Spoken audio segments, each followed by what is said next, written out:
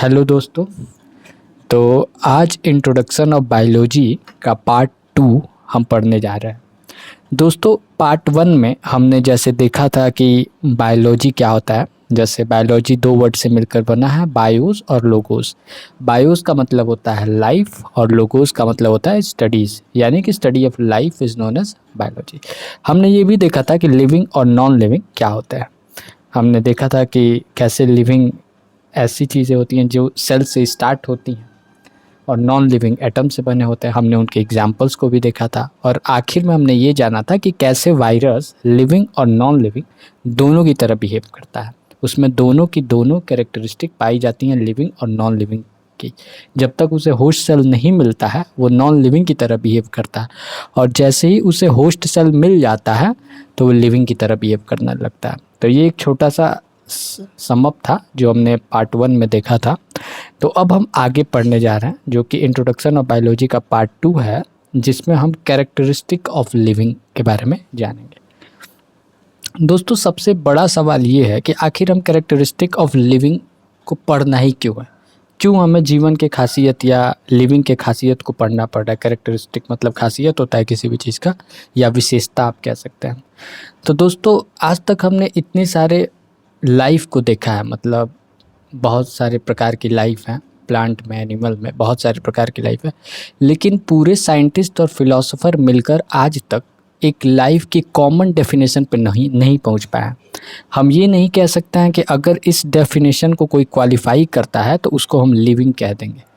आज तक कोई ऐसा डेफिनेशन नहीं आया है, कॉमन डेफिनेशन लाइफ का।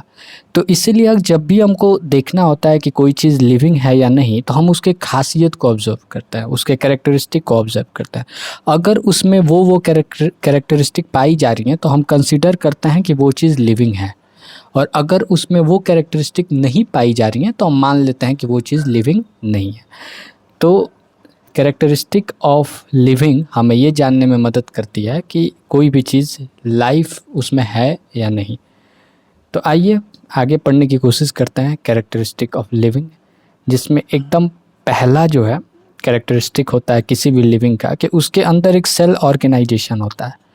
अब सेल ऑर्गेनाइजेशन से मेरा क्या मतलब है। तो देखिए दोस्तों, कोई भी लाइफ है, जिस चीज़ में भी लाइफ है, अगर वो लिविंग है तो उसकी जो फंडामेंटल यूनिट ऑफ लाइफ होगी ना, वो सेल से शुरू होगी। सेल में ही सारे के सारे केमिकल प्रोसेस या रिएक्शन होते होंगे।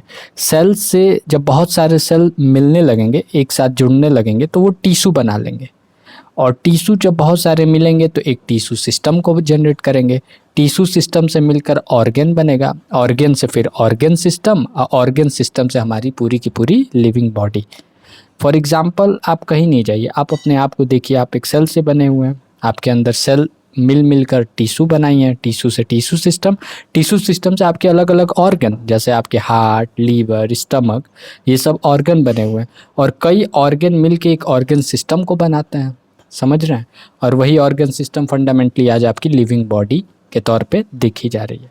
तो किसी भी लिविंग चीज़ों में सेल ऑर्गेनाइजेशन पाया जाता है, ये नॉन लिविंग में नहीं पाया जाता है। आप ये नहीं देखेंगे कि ये पेन में, पेपर में, लैपटॉप में, कंप्यूटर में, या कोई भी नॉन लिविंग चीज़ में ऐसी चीज़ें पाई जा रही हूँ। ये केवल लिविंग में ही पाया जाता है। दूसरा चीज़ है प्रोटोप्लाज्म। अब क्या होता है प्रोटोप्लाज्म। तो देखिए दोस्तों, ये जो आप ग्रीन कलर का देख रहे हैं, ये इसी को हम लोग सेल बोलते हैं, ठीक है दोस्तों।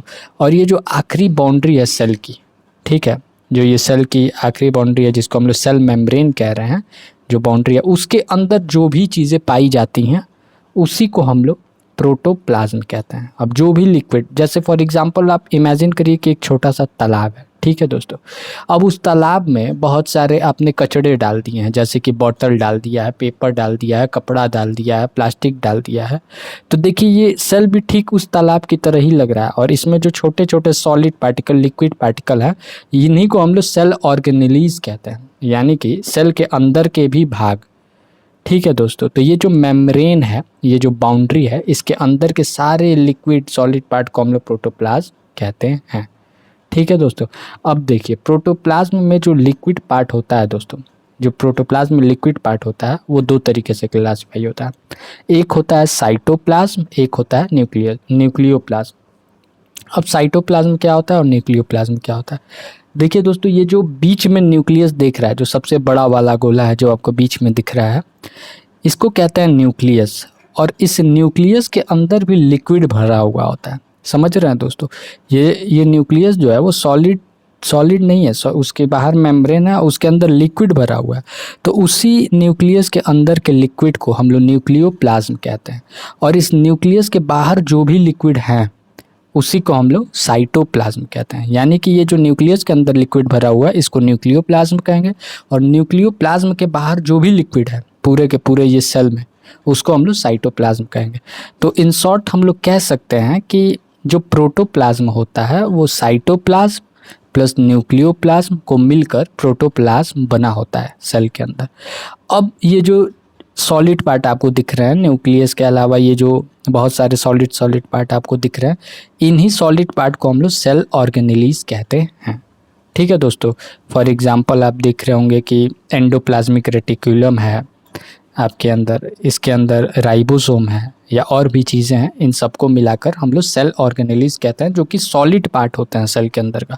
यानी कि सेल के अंदर दो पार्ट होता है, एक लिक्विड पार्ट होता है, एक सॉलिड पार्ट होता है।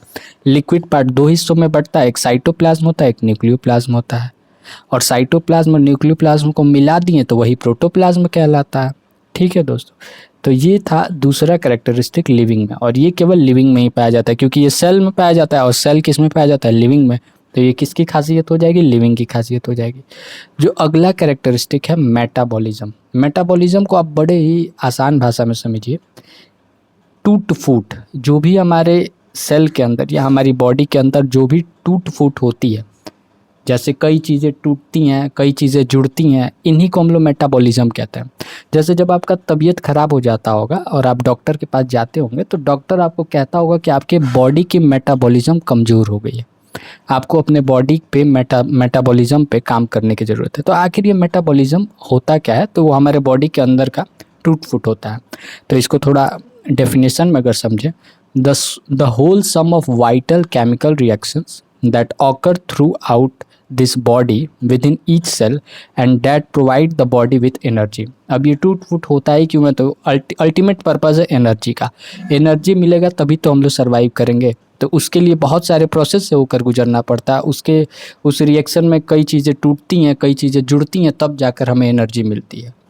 तो समझ रहे हैं दोस्तों, तो मेटाबॉलिज्म हमारे बॉडी को मतलब हेल्दी रखने, एनर्जी प्रोवाइड करने के लिए होती है।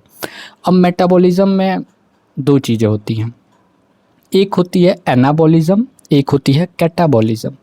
ठीक है दोस्तों, तो टूट फूट होती हैं जब भी दो चीज़ें जुड़ती हैं और किसी एक बड़े मॉलिक्यूल का निर्माण कर देती हैं या किसी बड़े मॉलिक्यूल को बना देती हैं, तो उसको हम लोग एनाबॉलिज्म कहते हैं। और कैटाबॉलिज्म उसे कहते हैं जब एक बड़ा मॉलिक्यूल छोटे छोटे हिस्सों में टूट जाता है, तो उसको हम लोग कैटाबॉलिज्म कहते हैं। फॉर एग्ज़ाम्पल, जैसे आपको पता होगा कि हमारी बॉडी में प्रोटीन बनता है। ठीक है दोस्तों, तो प्रोटीन के बारे में जब आप पढ़ेंगे तो प्रोटीन को बनाने के लिए अमीनो एसिड की ज़रूरत पड़ती है, और अमीनो एसिड 20 अमीनो एसिड मिलकर एक प्रोटीन को बना पाते हैं। समझ रहे हैं दोस्तों, तो उसमें से 11 अमीनो एसिड तो हमारे शरीर खुद ही बना देता है, हमारा शरीर 11 अमीनो एसिड खुद बना देता है।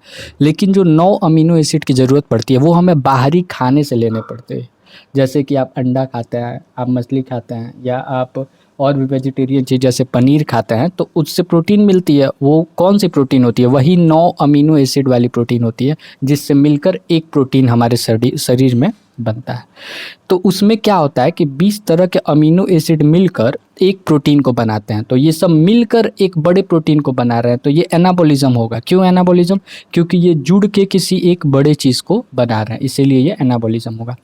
वहीं आप देखेंगे कैटाबॉलिज्म कि एक बड़ा मॉलिक्यूल छोटे छोटे हिस्सों में टूट जाता है। जैसे आप मान लीजिए रोटी खाते हैं या आप खाना खाते हैं, तो आप देखते होंगे कि वो हमारे पेट में जाता है। पेट में जाता है, बहुत सारे हार्मोन्स वगैरह काम करते हैं और उसे तोड़ते हैं छोटे छोटे हिस्सों में। जैसे वो कार्बोहाइड्रेट, प्रोटीन, फैट एक्सेट्रा में टूट जाता है। हमने खाना खाया था रोटी सब्जी, लेकिन वो अल्टीमेटली टूट किस में जाता है, कार्बोहाइड्रेट, फैट, प्रोटीन में। तो ये हो क्या रहा है, एक बड़ा मॉलिक्यूल छोटे छोटे मॉलिक्यूल में टूट जा रहा है। तो इसी को हम लोग कैटाबॉलिज्म कहते हैं। ठीक है, तो इसको अगर आपको याद रखना है तो आप ऐसे भी याद रख सकते हैं कि ए से एडिशन होता है। ठीक है, हम लोग जो जोड़ करते हैं उसको हम लोग एडिशन बोलते हैं। तो ए से एडिशन होता है, यानी एडिशन में जोड़ा जाता है, तो एनाबॉलिज्म में जुड़ती है चीज़ें, जुड़कर एक बड़े मॉलिक्यूल की फॉर्मेशन करती हैं। वही कैटाबॉलिज्म में टूटती हैं चीज़ें। अगर आपको एनाबॉलिज्म याद है तो कैटाबॉलिज्म उसका उल्टा है। तो ये भी चीज़ें जिसे हम लोग मेटाबॉलिज्म कहते हैं, ये हमारे लिविंग का कैरेक्टरिस्टिक होता है। जो अगली प्रॉपर्टी है या कैरेक्टरिस्टिक है वो है न्यूट्रिशन। आप देखेंगे कि हर एक लिविंग चीज़ में न्यूट्रिशन का बहुत बड़ा रोल है। अगर उन्हें न्यूट्रिशन नहीं मिलेगा तो उन्हें एनर्जी ही नहीं मिलेगी, और उसी एनर्जी को लेने के लिए वो लोग न्यूट्रिएंट्स को लेते हैं। समझ रहे हैं दोस्तों? अगर उन्हें न्यूट्रिएंट नहीं मिलेगा तो एनर्जी नहीं मिलेगी, एनर्जी नहीं मिलेगी तो वो जी नहीं पाएंगे। तो ये न्यूट्रिशन का जो प्रोसेस है ये बहुत ही ज़रूरी है किसी भी लिविंग चीज़ में। जैसे आप पौधों को देखेंगे तो अब ये न्यूट्रिशन भी दो मूड में होता है। दो मूड में होने का मतलब है, एक होता है ऑटोट्रॉपिक। जैसे आप पौधों को देखिए, पौधे अपना खाना खुद ही बना लेते हैं, लेकिन वहीं हम लोग को देखिए, हम लोग अपना खाना खुद नहीं बना पाते हैं। हमें अगर रोटी खानी है तो हम पौधे पे डिपेंड है कि गेहूं का पौधा उगेगा, उससे जो निकलेगी अनाज उसको हम लोग पिसवाएंगे, आटा बनाएंगे, फिर उसको हम लोग बना के रोटी बना के खाएंगे। हम लोग पौधे पे डिपेंड है। ऐसा नहीं है कि हम लोग धूप में जाकर खड़े हो जाएं तो हमारा खाना खुद बन जाए। लेकिन पौधे के साथ ऐसा नहीं है। आपने कभी ये नहीं देखा होगा कि पेड़ अपने जगह से जाके मार्केट जा रहा है, रोटी ला रहा है, चावल ला रहा है या सब्जी ला रहा है और बना के खा रहा है। वो अपने जगह ही पे रहता है, यानी कि वो अपना खाना खुद बना ले रहा है, वो ऑटोट्रॉपिक है। लेकिन इंसान, जानवर, इन सब के साथ ऐसा नहीं होता। उन्हें अपना खाना लाना पड़ता है, वे अपना खाना खुद नहीं बना पाते हैं, उन्हें पौधों पर डिपेंड रहना पड़ता है। तो न्यूट्रिशन दो मूड में हो जाती हैं आगे चल के। एक होता है ऑटोट्रॉपिक और एक होता है हेटरोट्रॉपिक। ऑटोट्रॉपिक मतलब जो अपना खाना खुद ही बना ले रहे हैं, और हेटरोट्रॉपिक का मतलब जो अपने खाने के लिए किसी और चीज़ पर डिपेंड है, यानी अपना खाना खुद नहीं बना पा रहे हैं। ऑटोट्रॉपिक के एग्जाम्पल ग्रीन प्लांट हो जाएंगे, यूग्लिना हो जाएगा। और हेटरोट्रॉपिक का एग्जाम्पल सारे के सारे एनिमल, हम लोग भी एनिमल के अंदर ही आते हैं। तो अगर किसी को डाउट हो तो वो अपने पीछे की बैकग्राउंड जान सकता है। हम सभी लोग एनिमल ही थे, धीरे धीरे डेवलप इवोल्यूशन के थ्रू हम लोग आज इंसान बन गए। वो भी एक सोशल ही एनिमल है। तो हेटरोट्रॉपिक में सारे के सारे एनिमल आ जाते हैं। अगली जो कैरेक्टरिस्टिक है लिविंग की वो है डाइजेशन। हर एक लिविंग बॉडी में डाइजेशन होना ही होना है। अगर डाइजेशन नहीं होगा तो फिर एनर्जी नहीं मिलेगी। तो डाइजेशन होता क्या है, जब कोई भी बड़ा फूड या न्यूट्रिएंट जो हम लोग लेते हैं वो अपने छोटे छोटे कंपोनेंट में जब टूट जाता है और हमारी बॉडी उसको एब्जॉर्ब कर लेती है एनर्जी पाने के लिए, तो उसी पूरे प्रोसेस को हम लोग डाइजेशन कहते हैं। फॉर एग्जांपल, आप खाना खाते हैं, वो आपके पेट में जाता है, टूटता है, टूट के उसमें से बहुत सारे कंपोनेंट निकलते हैं, कार्बोहाइड्रेट, फैट, और वही सब जाके सेल में जाते हैं और हमें एनर्जी देते हैं। तो ये सब पूरा प्रोसेस डाइजेशन में आ जाता है। अब छठवां जो कैरेक्टरिस्टिक है वो है रेस्पिरेशन। रेस्पिरेशन कौन करता है? केवल लिविंग बॉडी ही रेस्पिरेशन कर सकती है। जनरली हम लोग रेस्पिरेशन का मतलब जानते हैं कि सांस लेना और छोड़ना, लेकिन दोस्तों रेस्पिरेशन का मतलब सिर्फ सांस लेना और छोड़ना नहीं होता है। ये एक बहुत ही छोटा प्रोसेस होता है रेस्पिरेशन का, जिसको हम लोग इनहलेशन और एक्सहलेशन बोलते हैं। ये एक बहुत ही छोटा कंपोनेंट है पूरे के पूरे रेस्पिरेशन के प्रोसेस का। जनरली रेस्पिरेशन का प्रोसेस बहुत ही कॉम्प्लेक्स है। जैसे आप एयर को लेते हैं अपने नोज़ के थ्रू, वो नोज़ के थ्रू आपके विंड पाइप में होकर जाता है, विंड पाइप से वो आपके लंग में जाता है, लंग से वो आपके ब्लड में जाता है। अब ब्लड के किस में जाता है? हीमोग्लोबिन में जाता है। हीमोग्लोबिन उसे सेल के यहाँ लेके जाती है, सेल के यहाँ जाती है तो उसमें से ऑक्सीजन को देती है, कार्बन डाइऑक्साइड को लाती है, कार्बन डाइऑक्साइड फिर आता है हमारे लंग्स में, और लंग्स से फिर हम उसको एक्सहेल कर देते हैं। ये सारी की सारी प्रोसेस मिल के रेस्पिरेशन को बना रही हैं। तो अगर आप देखें तो जो हम लोग इनहेलेशन करते हैं या एक्सहेलेशन करते हैं वो एक बड़ा ही छोटा कंपोनेंट है पूरे के पूरे रेस्पिरेशन का, जबकि रेस्पिरेशन एक बहुत ही बड़ा प्रोसेस है। इन सबको हम लोग आगे देखेंगे सारी चीज़ों को। ये अभी इंट्रोडक्शन ऑफ बायोलॉजी है, तो हम लोग इसमें बस ओवरव्यू समझने की कोशिश कर रहे हैं कि क्या क्या चीज़ें कैसे कैसे हो रही हैं। अब रेस्पिरेशन होता क्यों है? तो हमारे सेल में ग्लूकोज डाइजेशन के बाद, खाने के डाइजेशन के बाद ग्लूकोज बन के तैयार रहता है। ग्लूकोज हमारी सेल में होती है और इस ग्लूकोज को तोड़ने के लिए हमें ऑक्सीजन की ज़रूरत पड़ती है। अगर हमारी बॉडी में ऑक्सीजन नहीं होगा तो ये ग्लूकोज का मॉलिक्यूल नहीं टूटेगा, और नहीं टूटेगा अगर ग्लूकोज का मॉलिक्यूल तो अल्टीमेटली हमें एनर्जी एटीपी के फॉर्म में नहीं मिलेगी। इसीलिए हमें ऑक्सीजन की ज़रूरत है ही। तो इसी ऑक्सीजन की ज़रूरत को पूरा करता है हमारा रेस्पिरेशन का process. In this process, the life is produced. In this process, the energy is produced by the breakdown of glucose with the help of intake of oxygen, which is further used by cell to perform various function। अब वो energy मिलेगी तो उस energy से हम लोग अपना अलग अलग फंक्शन परफॉर्म करेंगे। जो सातवां कैरेक्टरिस्टिक होता है दोस्तों वो होता है एक्सक्रीशन। अब मान लीजिए डाइजेशन हो गया, हमने सभी अपने काम की चीज़ों को उसमें से निकाल लिया। अब जो वेस्ट प्रोडक्ट है उसको अपने शरीर से बाहर भी तो निकालना है। अगर वो वेस्ट प्रोडक्ट हमारे शरीर से बाहर नहीं निकलेंगे तो उनका अलग अलग डिसएडवांटेज होने लगेगा, वो बहुत बड़ा खतरा हो जाएंगे हमारे शरीर के लिए। फॉर एग्ज़ाम्पल आप देखिए, जो हमारा यूरिन होता है, यूरिन में एमोनिया होती है। अगर अगर हम लोग उस एमोनिया को अपने शरीर से नहीं निकाले तो वो इतना खतरनाक होता है कि वो हमारे बॉडी को भी गला सकता है। सोचिए, इतने खतरनाक चीज़ को हमारी किडनी हमारे बॉडी में मतलब हमारे यूरिन में मिलाकर उसे हमारे शरीर से बाहर निकालती है। ठीक उसी तरह यूरिक एसिड होता है दोस्तों, ये भी एक वेस्ट प्रोडक्ट होता है। अगर यूरिक एसिड आपके शरीर में ज़्यादा होने लगे तो आप काम ही नहीं कर पाएंगे, आपको थकान बहुत जल्दी होने लगेगी। कई केसेस में देखा गया है कि शरीर में हड्डियाँ भी बढ़ने लगती हैं अगर यूरिक एसिड बहुत ज़्यादा हो जाए। वो एक्यूमुलेट होने लगता है और एक्यूमुलेट होकर वो हड्डियाँ बढ़ाने लगता है, तो बड़ी दिक्कत हो जाती है। इसीलिए इन वेस्ट प्रोडक्ट को हमारे शरीर से निकालना बहुत ही आवश्यक है। अगर ये नहीं निकलेंगी तो हमारे बॉडी के लिए खतरा हो जाएगा। तो एक्सक्रीशन का जो प्रोसेस है ये भी किस में पाया जाता है, तो ये लिविंग बॉडी में पाया जाता है। जो नेक्स्ट प्रोसेस है वो है सेंसिटिविटी। अब सेंसिटिविटी का मतलब होता है संवेदनशीलता। फॉर एग्ज़ाम्पल आप किसी गर्म चीज़ को छूते हैं, ठीक है दोस्तों, तो गर्म चीज़ को जब आप छूने जाते हैं तो आपका माइंड ऑटोमेटिक कहता है कि अरे हाथ हटाओ नहीं तो जल जाओगे। तो ये क्या है, ये सेंसिटिविटी है, हमारी बॉडी की सेंसिटिविटी है। हमारे मोटर न्यूरॉन काम कर रहे हैं इस चीज़ को सफल बनाने के लिए कि हमारा हाथ हटा ले तुरंत। तो इसी चीज़ को जब हम किसी मतलब जो हम रिस्पॉन्स दिखाते हैं किसी एक्सटर्नल फैक्टर को, तो उसी को स्टिमुली कहते हैं। जैसे हाथ अगर आग में रखेंगे तो ये जो आपको जलन महसूस हो रही है, इसी को हम लोग एक्सटर्नल स्टिमुली कहेंगे। तो सेंसिटिविटी क्या होती है?